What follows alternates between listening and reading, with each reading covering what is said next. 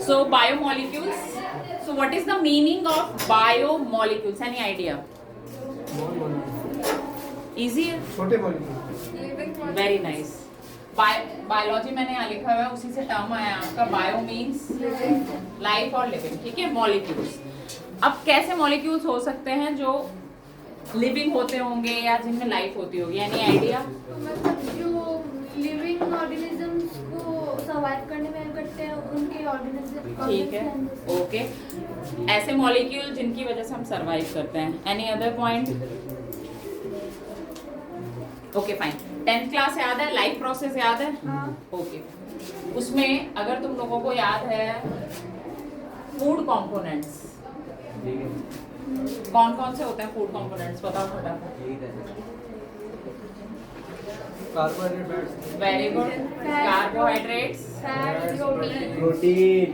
Calcium. Lipids. Fats या lipid same होता है बेटा. ठीक है, स्टैंडर्ड लैंग्वेज में हम लोग एक्चुअली फैट्स को लिपिड्स ही बोलते हैं, ये ध्यान रखना, बिकॉज आप लोग बायो के हो. कार्बोहाइड्रेट्स, फैट्स, प्रोटीन्स, इसके अलावा विटामिन्स, मिनरल्स. मिनरल्स. ठीक है, इन्हीं को हम एक्चुअली कहते हैं बायोमोलिक्यूल्स. क्योंकि क्या हम इनके बिना सरवाइव कर सकते हैं? नहीं. मैंने क्या लिखा है? Food component. मतलब कोई भी जो हम खाना खाते हैं ना, उनके अंदर ये सारी चीजें होती हैं. ठीक है, तो जिससे प्रेफरेबली क्या बनता है? Balanced diet. यही बनता है, बैलेंस डाइट ही कहते हैं उसको.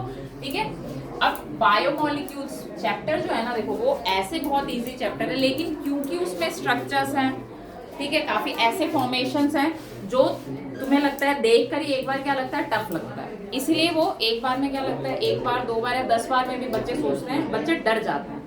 थिंग इज दैट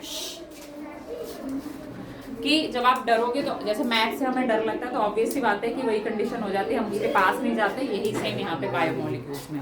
बट जब आप बेसिक समझेंगे तो आपको इजी लगेगा. अब मैं उसको डिवाइड करके बता देती हूँ एक एक करके. ठीक है, सबसे पहले इस चैप्टर में क्या है कि जैसे लैब में गए ना, फिल्टर करते हैं हम लोग, है ना, फिल्ट्रेट अलग निकालते हैं, पीपीटी अलग निकलती है, ध्यान है?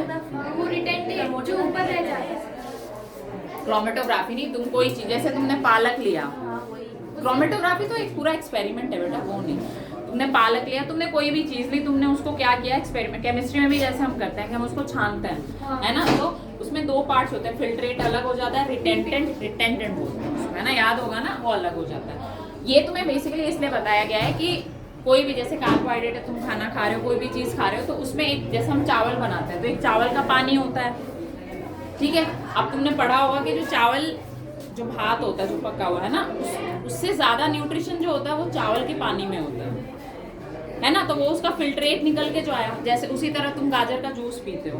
अब गाजर के जूस में क्या सीन होता है कि जो फाइबर्स थे वो तो चले गए, तुम सिर्फ क्या ले रहे हो? शुगर ले रहे हो.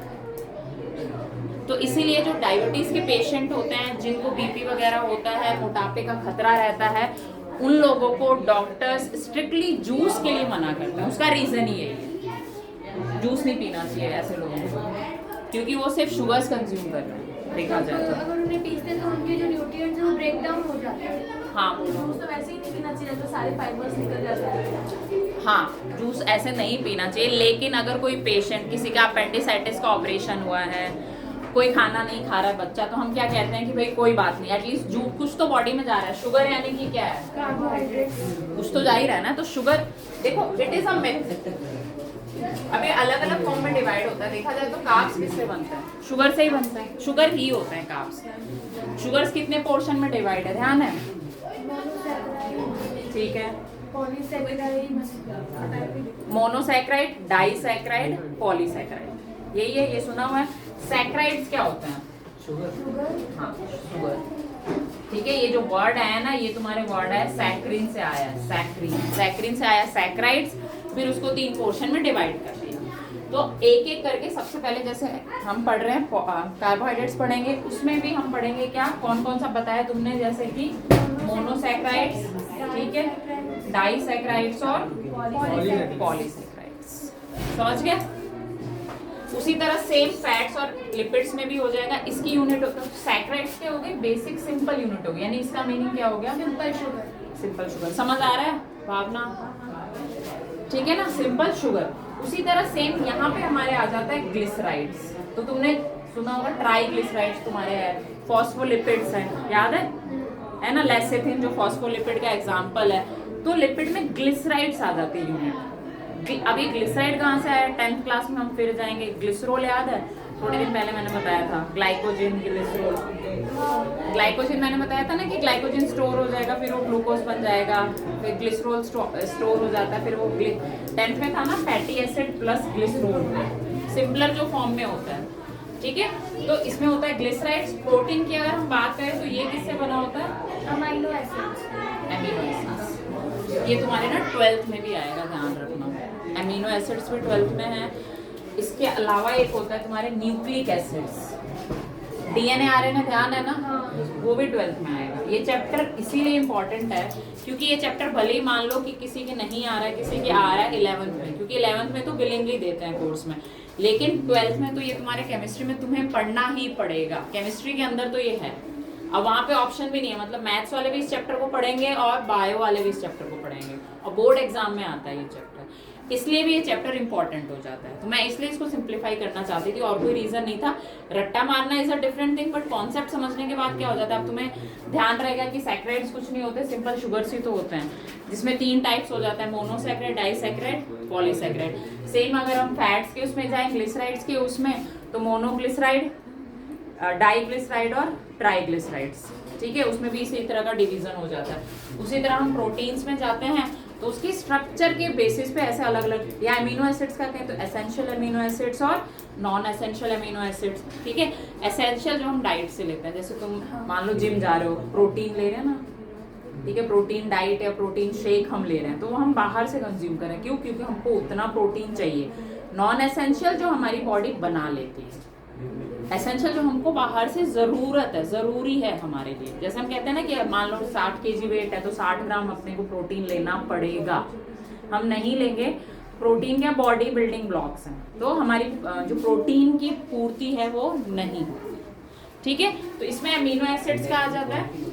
इसके अलावा प्रोटीन्स की स्ट्रक्चर का हम पढ़ेंगे, primary structure, secondary structure, tertiary structure, quaternary structure, ऐसे 4 टाइप के स्ट्रक्चर्स हैं। ठीक है, बहुत सिंपल है।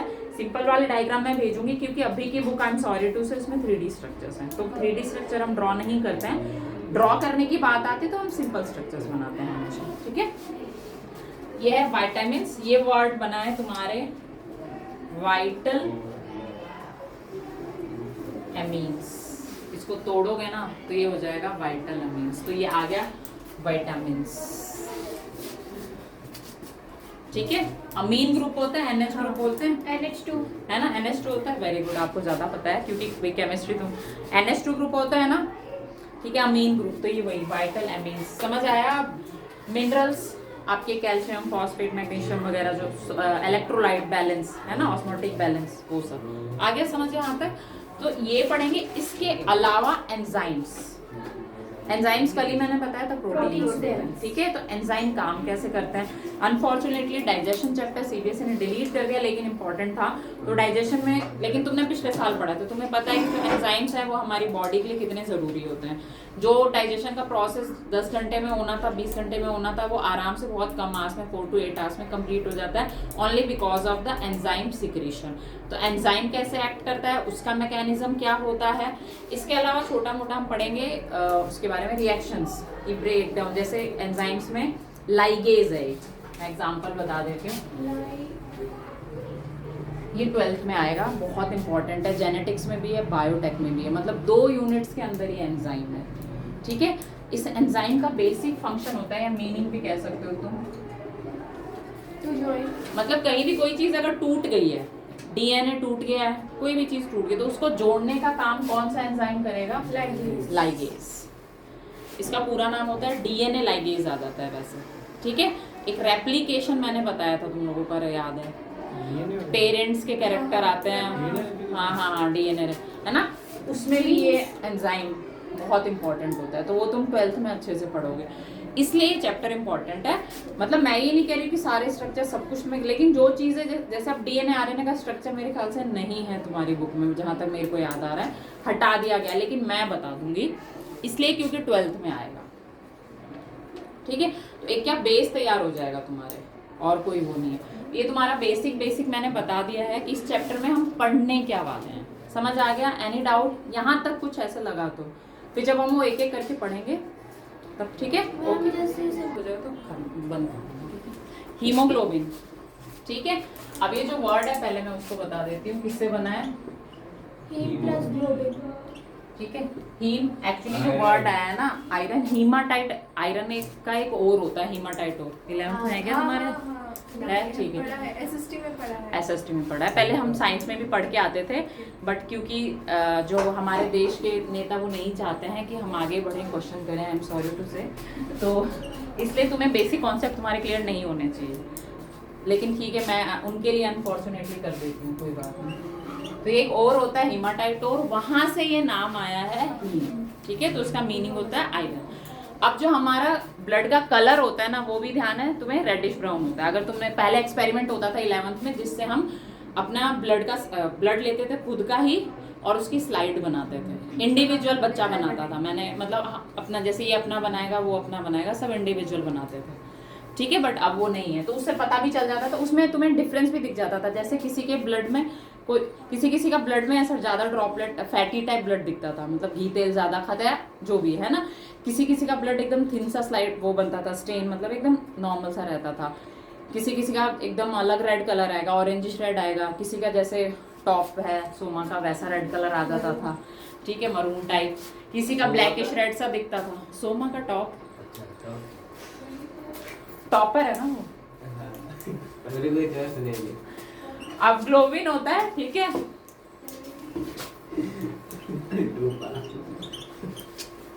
कोई बात नहीं, प्रोटीन, ठीक है। तो ये हीमोग्लोबिन, तो ये आयरन प्लस प्रोटीन, याद रहेगा ना। ये तो मैंने पहले भी आप लोगों को बताया था कि हीमोग्लोबिन होता क्या है, ठीक है। और एक और चीज बता देती हूँ कि इसीलिए लेडीज में उनको रेगुलर मेंसेस होते हैं, क्योंकि हमारी बॉडी में आयरन उतना नहीं जाता है, उसकी वजह से हमारे इंडिया में बहुत सारी लेडीज हैं उनको anaemia, including our mothers specially. हाँ, ब्लड के अलग अलग कलर्स हो सकते हो सकते हैं, पर मोस्ट प्रोबेबली हमारे क्योंकि ये है ही, इसका नाम ही है रेड ब्लड सेल, एरिथ्रोसाइट, तो फिर उस केस में तो हैं। किसी का डार्क रेड होता है, कलर क्या होगा ब्लड का, उनके लिए अलग अलग ब्लड रेड, डार्क रेड और रेड। तो बहुत बच्चों ने कहा ब्रिक रेड, लेकिन उन्होंने कहा कि रेड ही होगा। ऐसे अब भी मैंने तुम्हें क्या बताया कि हमने एक्सपेरिमेंट किया, है ना। हाँ, तो उसको तुम कैसे स्पेसिफाई कर सकते हो? वो स्पेसिफाई रेड इसलिए बोल दिया क्योंकि रेड के फिर सब डिविजन्स बहुत सारे हो गए, है ना। अब किसी का रेडिश ब्राउन हो जाएगा, किसी का डार्क रेड बोल दोगे, किसी का मरूनिश, ऐसे करके वो हम स्पेसिफाई करते हैं। बाकी वन एंड ऑल, अगर ये फिर ना फॉरेन का कल्चर है एक्चुअली। हमारे इंडिया में देखा जाए तो लाली रंग होता है ना, या फिर ललछाऊं, या ऐसे करके बोल देते हैं ज़्यादा से ज़्यादा। तो ऐसे जो एक स्टैंडर्ड है उसको रेड ही बोला जाता है। बाकी ब्रिक रेड कुड भी देयर, पर सबके केस में फिर वही चीज़ है कि अगेन वेरिएशन वाली बात है, ठीक है। हाँ हर्ष, यहाँ तक कोई डाउट है तो बता दो मुझे। अब मैं आ जाती हूँ हीमोग्लोबिन वाले स्ट्रक्चर पे, ध्यान से सुन लो, 12th में आने वाला है। इसमें क्या होता है कि एक्चुअली 2 चेन होती है, ठीक है। कौन सी चेन? अल्फा चेन और बीटा चेन। इंसुलिन याद है जैसे उसमें अल्फा सेल बीटा सेल थे, ठीक है, उसी तरह इसमें चेन होती है। तो 2 एक्चुअली अल्फा हो जाती है और 2 क्या हो जाती है? Beta chain, which is the example of quaternary protein, क्योंकि मैंने ऑलरेडी वहां पे मेंशन कर दिया। अब वो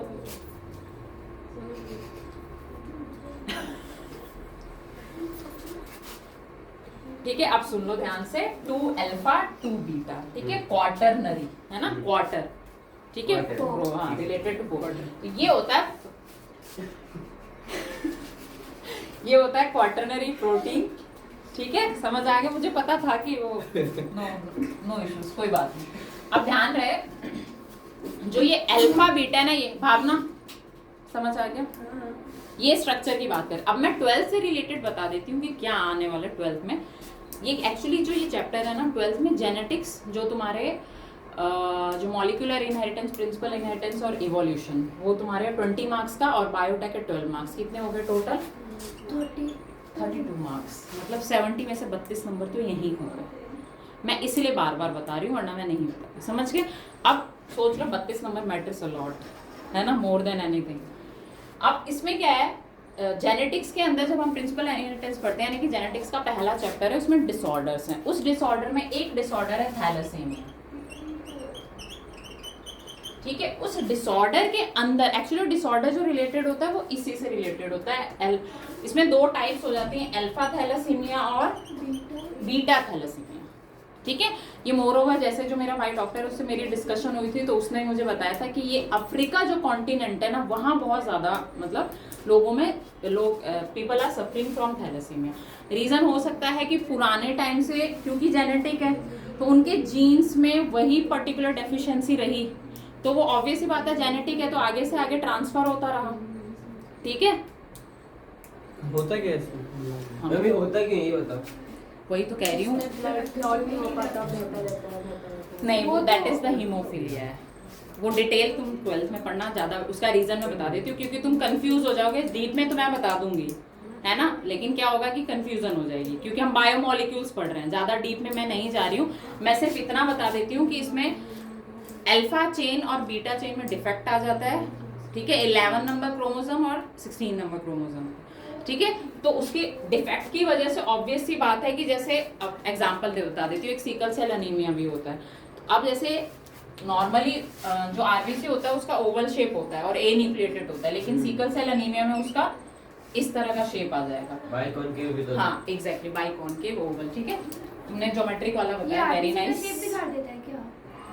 ये नहीं, मैं सिकल सेल एनीमिया एग्जांपल दे रही हूँ एक और, वो मैं बता रही। देखो नॉर्मली हीमोग्लोबिन का फंक्शन क्या होता है वो बताओ। वो ऑक्सीजन ट्रांसपोर्ट करता है। ऑक्सीजन ट्रांसपोर्ट करेगा, है ना। अब जब उसकी शेप ही बिगड़ गई या उसकी चेन में डिफेक्ट आ गया तो क्या होना चाहिए, तुम बताओ। ऑक्सीजन ठीक से ट्रांसपोर्ट नहीं हो पाएगा, बॉडी में डेफिशिएंसी हो जाएगी। गुड। ऑक्सीजन जितने सही रेट से, पर्टिकुलर रेट से हर ब्लड सेल्स टिश्यूज में ट्रांसपोर्ट होना चाहिए था, इस डिफेक्ट की वजह से या इन डिफेक्ट्स की वजह से वो नहीं होता है। इसलिए पर्टिकुलर टाइम इंटरवल में, मतलब हर एक हफ्ते में या हर 15 दिन में इन बच्चों को ब्लड ट्रांसफ्यूजन, ब्लड चढ़ाना जाना पड़ता है हॉस्पिटल में। तो एक तरह से हम कह सकते हैं कि जिनको भी डिसऑर्डर होता है उनकी लाइफ बहुत नॉर्मल नहीं होती, इनफैक्ट अलग होती है, फर्स्ट थिंग। सेकेंड थिंग, काफ़ी केसेस में लाइफ स्पैन भी शॉर्ट होती है इन बच्चों की। जेनेटिक डिसऑर्डर्स जिनको होते हैं ना, मतलब 30 साल 25 साल ऐसे, मतलब हम कह नहीं सकते हैं, हालांकि exceptional cases are always there, ठीक है, बट एक वो जनरल जो बात होती है। हाँ बोलो, पूछ। ये इसका आरबी क्या हीमोग्लोबिन का शेप चेंज हो जाता है, अगर दूसरा ब्लड चढ़ेगा तो उसका भी शेप चेंज होगा। बॉडी में वो हीमोग्लोबिन का नहीं, आरबीसी का, हीमोग्लोबिन का तो इसमें चेन में डिफेक्ट। बॉडी में वो सारे जो देखो जीन्स होते हैं ना, हमारी बॉडी में जेनेटिक, क्योंकि ये जेनेटिक डिसऑर्डर है ना बेटा, तो तुम्हें पता है कि जीन से डीएनए बना, डीएनए से क्रोमोसोम बना, क्रोमोसोम ट्रांसफर हुआ आगे से आगे से आगे, यही हुआ। डीएनए रेप्लिकेशन में यही होता है ना 50% कैरेक्टर पेरेंट के आते हैं। तो वो जेनेटिक, मैंने क्या बोला कि अफ्रीका कॉन्टिनेंट में ये कॉमन है, तो वो जेनेटिकली चला आ रहा है ना, समझ गए। अब जैसे अब मैं एक और एग्जांपल देती हूँ, ब्लड कैंसर होता है, ठीक है, ब्लड उसको कितना भी दूसरा चढ़ा ले, क्या होगा भाई, ऑलरेडी डिफेक्ट था बॉडी के अंदर, ठीक है। एक बोन मैरो ट्रांसप्लांटेशन वाला होता है जो जिसे ट्रीट किया जा सकता है, बट वो भी तब जब वो स्टार्टिंग स्टेज में पता चला। अदरवाइज देखो एग्जांपल बता देती हूँ, 90% जो ब्लड है वो डिफेक्टिव है, तुमने उसमें 10% डाल भी दिया सही, तो क्या होना चाहिए बताओ। गुड भाई, जो तुमने नया डाला वो भी क्या हो जाएगा, डिफेक्ट हो जाएगा, है ना। एक तुम्हारे 10th में बहुत बायोटेक में ट्रीटमेंट है, मतलब इससे ट्यूमर से ही रिलेटेड है कि साइंटिस्ट ने रिसर्च किया, ऐसा डीएनए बनाया, इस तरह से प्लाज्मिड डीएनए होता है, ऐसा डीएनए बनाया और ट्यूमर में डाल दिया। ट्यूमर समझते हो ना, गांठ है ना, तो वो प्लांट ट्यूमर में टेस्ट करके डाला, तो उससे क्या हो गया कि जो ट्यूमर डिफेक्टिव ट्यूमर था ना, वो किस में कन्वर्ट हो गया, हेल्दी ट्यूमर में। क्यों कन्वर्ट हो गया, वो डीएनए था इस तरह से रिकॉम्बिनेंट डीएनए, तो वो सही हो गया। तो या तो इस तरह से कुछ कर दिया जाए, समझ गए मेरी बात, तब तो ये होगा कि वो स्टार्टिंग से हेल्दी हो जाएगा। रूट कॉज को लेना होता है ना हमें, अब रूट कॉज सही हो जाएगी तब तो कोई दिक्कत नहीं है। लेकिन अगर रूट कॉज ही नहीं जा रही है तो हम कितना भी ब्लड सप्लाई करते रहें, तो ऐसा देखो ये तो पॉसिबल नहीं है ना कि हम एक इंसान का पूरा ब्लड निकाल दें। क्या पॉसिबल है? नहीं कि पूरा खाली कुआं थोड़ी ना कि गंदा पानी निकाल के अच्छा पानी डाल दे, उसमें भी टाइम लगता है। यहाँ तो एक ह्यूमन बॉडी है, इसलिए ये जो डिफेक्ट्स होते हैं ना, ऑल्दो देखो रिसर्च चल रही है, बायोटेक्नोलॉजी वही ब्रांच है जिसमें हम रिसर्च करते हैं कि जो जेनेटिक सदियों से चली आ रही है चीजें वो क्या हम ठीक कर पाएंगे। ठीक है, तो कैंसरस सेल्स पे भी क्या हम आने वाले टाइम में, कैंसर का भी इंजेक्शन बना था इंडिया के अंदर ही, आपने पढ़ा होगा न्यूज में, तो फुली आने वाले टाइम में भी सही ट्रीटमेंट आ जाएगा, चीप कॉस्ट में आ जाएगा कि अफोर्डेबल हो। ठीक है, अब बताओ इसमें कोई डाउट है तो। ये 12th में बस ये ध्यान रखना, अल्फा बीटा ध्यान रखना, क्योंकि वो अल्फा थैलेसीमिया बीटा थैलेसीमिया ये उसमें वो आ जाता है, बाकी ऐसा कुछ नहीं है। बाकी लाइगेज मैंने बता दिया, डीएनए आरएनए मैं लास्ट बता देती हूँ। ठीक है, जो 12th से related DNA RNA nucleic acid, ठीक है, डीऑक्सीराइबो और राइबोज न्यूक्लिक एसिड। अब इसमें तुम 12th में पढ़ोगे, एक्चुअली बहुत ज्यादा इंपॉर्टेंट है, ध्यान से सुनना, क्योंकि इसमें तुम्हारा स्ट्रक्चर दिया नहीं हुआ है। ठीक है, लेकिन मैं बता देती हूँ। देखो डीएनए का जो स्ट्रक्चर है डबल हेलिकल होता है, ये एक हेलिक्स हो गया और ये 2 हेलिक्स हो गया। ठीक है क्या है? ठीक है, डीएनए आरएनए, आप ध्यान से सुनना, जो डीएनए है उसको जेनेटिक मटेरियल बोला जाता है। क्यों बोला जाता है बता सकते हो? जेनेटिक मटेरियल बोला जाता है, चलो मैं बताती हूँ। क्योंकि ज्यादातर जो ऑर्गेनिजम्स होते हैं उसमें मैंने क्या डीएनए रेप्लिकेशन बताया कि हमारे पेरेंट्स से जो कैरेक्टर ट्रांसफर होके आते हैं वो किसके थ्रू आते हैं? डीएनए के थ्रू आते हैं। ठीक है, इसलिए इसको जेनेटिक मटेरियल बोलते हैं, क्योंकि जो जीन्स है उसको ट्रांसफर करने का काम कौन कर रहा है? डीएनए कर रहा है। अब लेकिन आरएनए होता है ना, वो भी किसी किसी में, जैसे हम वायरस की बात करें, एड्स वायरस ध्यान है ना, एचआईवी वायरस, तो उसमें एक्चुअली आरएनए ही जेनेटिक मटेरियल होता है। ठीक है, या कुछ बैक्टीरियाज हो गए, कुछ ऐसे ऑर्गेनिज्म हो गए, उनमें आरएनए होता है, पर ज्यादातर में डीएनए होता है। तुम 12th में पढ़ोगे कि एक्चुअली डीएनए को जेनेटिक मटेरियल क्यों बनाया गया, एक्सपेरिमेंट्स किए गए, अलग अलग एक्सपेरिमेंट स्टोरीज है which will be very interesting for you to know. बहुत इंटरेस्टिंग चैप्टर है, बहुत इंटरेस्टिंग यूनिट है। मतलब कहा जाए तो कॉन्सेप्चुअल है, कुछ कुछ फिजिक्स की तरह रट्टा नहीं मारना है, बट हाँ जरूरी नहीं कि तुमको एक बार में समझ आए, एक बार में तुमको डिफिकल्ट लग सकता है क्योंकि टेक्निकल है। ठीक है, एक तो थ्योरेटिकल कि भाई हम प्लांट किंगडम पढ़ रहे हैं, एनिमल किंगडम पढ़ रहे हैं, सब में रट्टा ही मारना है, तो वो ऐसा नहीं है। 12th class is very much interesting. अब इसमें क्या होता है, बेस पेयर्स होते हैं, ये आपका डीएनए हो गया, ये आरएनए हो गया। ठीक है, कौन से बेस पेयर्स? नाइट्रोजनस बेसेस होता है। ठीक है, अब तुम्हें इससे याद आ रहा होगा एडिनाइन, थाइमाइन, साइटोसाइन, ग्वानिन का स्ट्रक्चर जो तुम्हारी बुक में बायोमोलिक्यूल्स के स्टार्टिंग में ही तीसरे पेज पे बना हुआ है। ठीक है, तो एक्चुअली उनको हम कहते हैं नाइट्रोजनस बेसिस। अब ये नाइट्रोजनस बेसिस जो होते हैं वो 2 टाइप के होते हैं, प्यूराइन्स और पिरिमिडिन्स। अब हमेशा ध्यान रखना, जो प्यूराइन होगा ना वो हमेशा इसके साथ पेयर करेगा। ठीक है, हाँ, मतलब ऐसा नहीं होगा कि प्यूराइन साथ में पेयर कर रहा है, इनकी पेयरिंग होती है। पेयरिंग क्यों होती है? क्योंकि वो पेयरिंग इसके अंदर होती है। इधर देखो ध्यान से, ए टी, अब इसमें तुम्हें बॉन्डिंग भी दिख रही होगी, है ना, यहाँ पे तुम देख रहे हो तो डबल हाइड्रोजन बॉन्डिंग है और यहाँ पे क्या है? Triple hydrogen bonding. तो अब तुम्हें दिख रहा है कि ए टी के साथ पेयर कर रहे हैं, यानी कि जो ए है और जी है, एडिनाइन ग्वानिन, वो दोनों क्या है? ये दोनों हो गए प्यूराइन और ये इसके साथ पेयर करेंगे पिरिमिडिन के साथ। अब ये तो मैंने किसका लिख दिया तुम्हारे, ये सिर्फ डीएनए में होता है, ध्यान रखना। आरएनए में ये चेंज हो जाएगा। समझ आ रहा है कि नहीं आ रहा है? तो मैं वापस बताऊं? वापस बता दीजिए। ओके, ध्यान से सुनो, नाइट्रोजनस बेसिस होते हैं।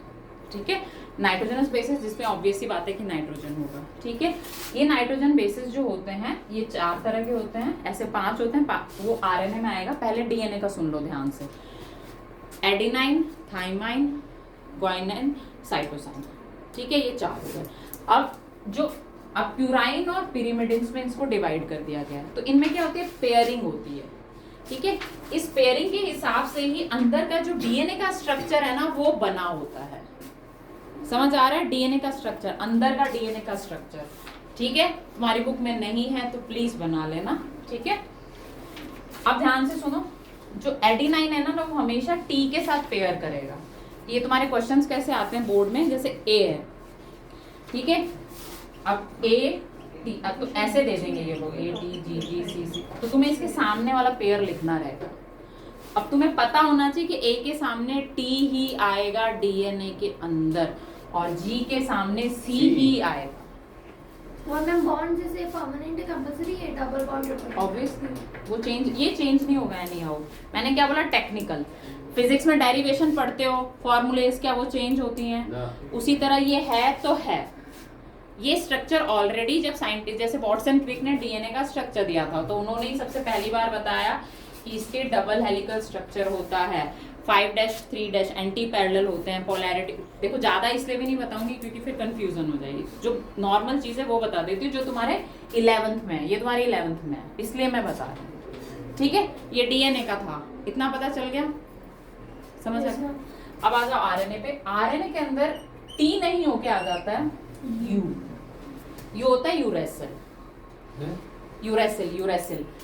पिरिमिडिन में एक और आ जाएगा तो यहाँ टी की जगह क्या आ जाएगा, तो पिरिमिडिन कितने हो गए 3, प्यूराइन कितने हो गए 2।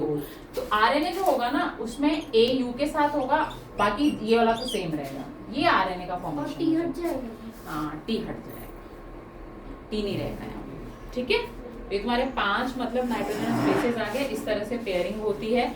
ये पेयरिंग याद रखना 11th में आएगी क्योंकि ये भी आएगा कि यहाँ टी था तो इसकी सिग्निफिकेंट क्या है टी होने की, यहाँ यू होने की इसकी सिग्निफिकेंट क्या है, जो इसमें क्यों इतना बड़ा डिफरेंस क्रिएट करता है। ठीक है, तो ये तुम्हारे नाइट्रोजनस बेसेस आ गए। इन्हीं से फिर तुम्हारे वो न्यूक्लियोसाइड और न्यूक्लियोटाइड याद है? नहीं याद आ रहा है? वो केमिस्ट्री में नहीं बेटा, आ जाओ वापस बायो में आ जाओ, बायो में रहो।